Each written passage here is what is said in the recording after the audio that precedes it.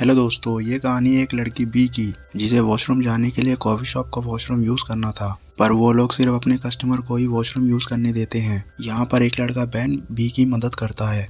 वो बी को अपनी वाइफ कहकर बुलाता है। उसने बी के लिए कॉफी ऑर्डर कर दी, इसकी वजह से उसकी बी भी उस कॉफी शॉप की कस्टमर बन गई और उसे वॉशरूम की चाबी मिल गई। बी वॉशरूम जाती है और वो अपनी फ्रेंड को कॉल कर कर कहती है कि मुझे अभी एक लड़का मिला, मुझे लग रहा है कि वो एक स्पेशल है। इस तरह बात करते हुए बी अपनी पैंट गीली कर लेती है। फिर वो वॉशरूम के ड्रायर से अपनी पैंट सुखाती है। इसके बाद बी और बैन साथ में घूमने लगते हैं। उन्होंने बैन के घर जाकर खाना बनाया और फिर साथ में रात बिताई। पर सुबह होते ही बी उसके घर से निकल जाती है। बैन को लगता है कि बी उसे छोड़कर चली गई। तभी बैन का दोस्त पेट यहाँ आता है और दूसरी तरफ बी बिना सोचे समझे वहाँ से निकल गई थी। फिर दोबारा बी बैन के घर की तरफ जाती है। यहाँ पर बी वो अपने दोस्त को बैन को कहते सुन लेता है कि वो लड़की तो बस यहाँ ऐसे ही थी और मुझे उससे प्यार व्यार नहीं है। यह सुनकर बी वापस चली जाती है। 3 महीने बाद बैन एक पार्टी में जाता है अपनी दोस्त क्लोडिया और उसकी गर्लफ्रेंड हेली से मिलने, और यहाँ पर बी भी आई हुई थी क्योंकि बी हेली की बहन होती है। फिर सभी दोस्तों को पता चल जाता है कि ये दोनों एक दूसरे को जानते हैं, कि बैन ही वो लड़का था जिसने बी को ऐसे ही बेकार सी लड़की बोला था और बी ही वो लड़की थी जो सुबह होते ही उसके घर से निकल गई। बी और बैन यही क्लब में ही बहस करने लग जाते हैं। कुछ दिनों बाद उन्हें क्लोडिया और हेली की शादी की इनविटेशन आई। यह शादी ऑस्ट्रेलिया में होने वाली थी। फिर वो दोनों ऑस्ट्रेलिया के निकल जाते हैं, वो भी सेम ही फ्लाइट में।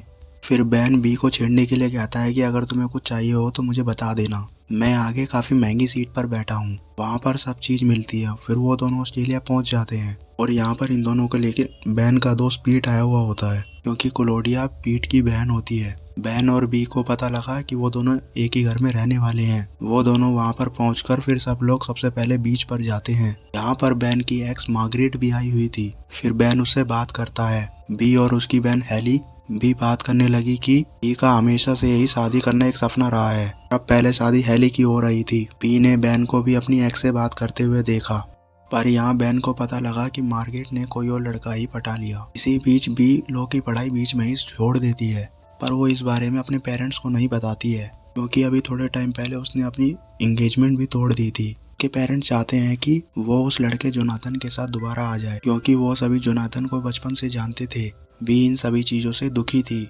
दूसरी तरफ बैन अपनी एक्स मार्गरेट की फोटो देख रहा होता है। रात को बैन और बी की फिर तकरार हुई। सब लोग जब सेलिब्रेट कर रहे थे, अलग अलग गेम खेल रहे थे, बी और बैन फिर से लड़ने लग जाते हैं। उन्होंने एक पटाखे से शादी की डेकोरेशन और क्लोडिया के बाल जला दिए थे। सब लोगों को ये अंदाजा हो जाता है कि ये दोनों उनकी शादी खराब कर देंगे और सब लोग फैसला करते हैं कि वो लोग बैन और बी को फिर से साथ लाएंगे ताकि वो इतना ज्यादा ना लड़े। एक तरफ से पीट और उसका डैड बैन के सामने बातें करने लगते हैं कि बी बैन से प्यार करती है, बस वो बता नहीं रही। तो दूसरी तरफ क्लोडिया और हेली बी के सामने कहती है कि बैन बी से प्यार करता है, बस बता नहीं रहा।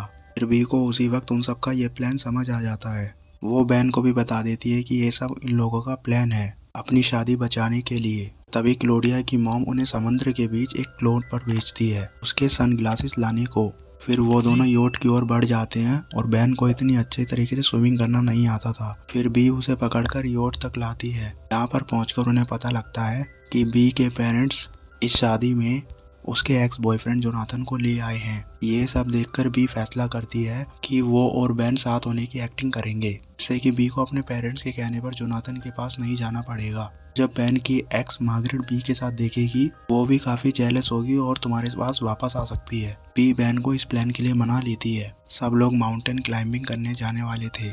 फिर बी और बैन सबके सामने अपनी एक्टिंग शुरू कर देते हैं। वो लोग पहाड़ों पर गए। यहाँ उन दोनों ने सबको दिखाने के लिए अजीब अजीब हरकतें शुरू कर देते हैं, पर बाकी सभी लोग पास में एक जानवर को देख रहे थे। बैन इसके बाद बी के पेरेंट्स से मिलता है। वो बी के डैड की डाइव लगाने में मदद करता है। बी ये सब देख रही थी, फिर वो भी वहाँ आ जाती है। वो दोनों बी के पेरेंट्स के आगे एक्टिंग शुरू कर देते हैं कि वो एक दूसरे को बहुत प्यार करते हैं और सबको उनकी एक्टिंग पर विश्वास हो जाता है।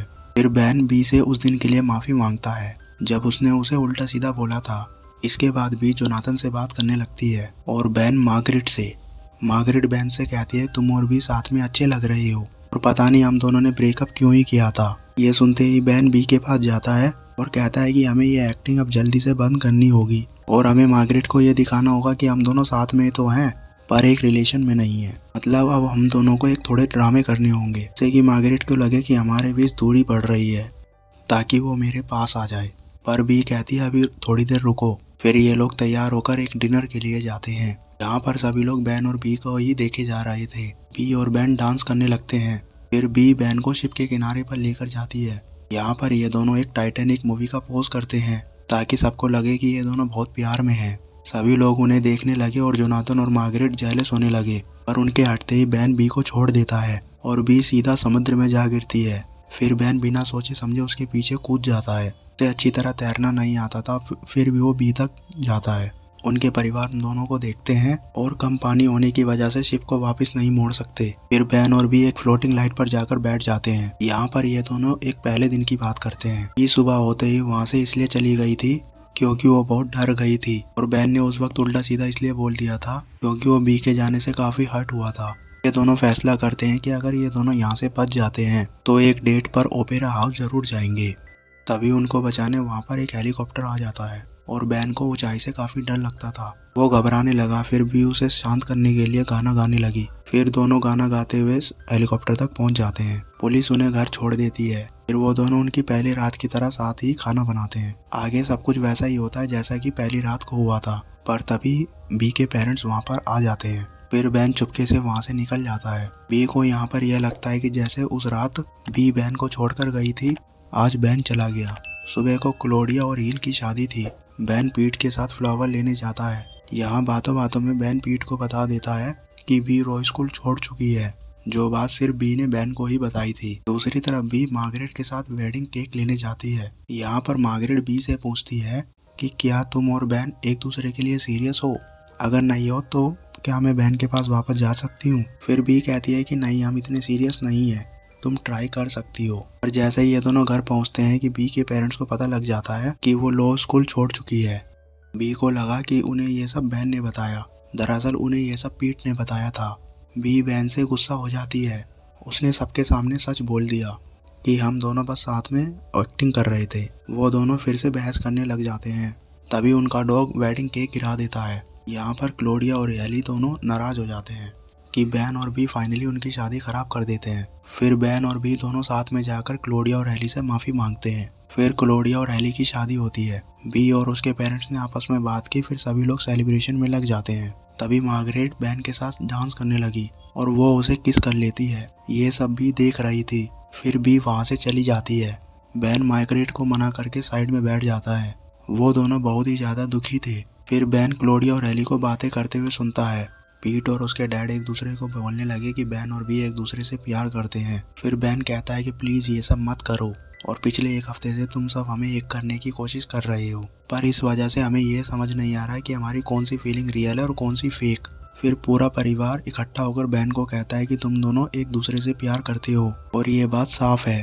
क्लोडिया और हेली के बताने पर बैन समझ गया कि बी असल में कहाँ गई है। फिर वो समुद्र में कूद जाता है। यहाँ पर रेस्क्यू उसे बचाने आया। फिर वो उनके हेलीकॉप्टर में बैठ ओपेरा हाउस जाता है। यहाँ पर उसने और बी ने डेट पर जाने की बात की थी। बी उसे इस तरह आते हुए देख हंसने लगती है और वो दोनों अपनी अपनी फीलिंग एक दूसरे के सामने रखते हैं। फिर बैन बी को प्रपोज करता है और ये मूवी यहीं खत्म हो जाती है। तो दोस्तों, आपको वीडियो कैसे लगी आप कमेंट में जरूर बताएं और वीडियो को लाइक करें, शेयर करें और चैनल को सब्सक्राइब करें। Thanks for watching.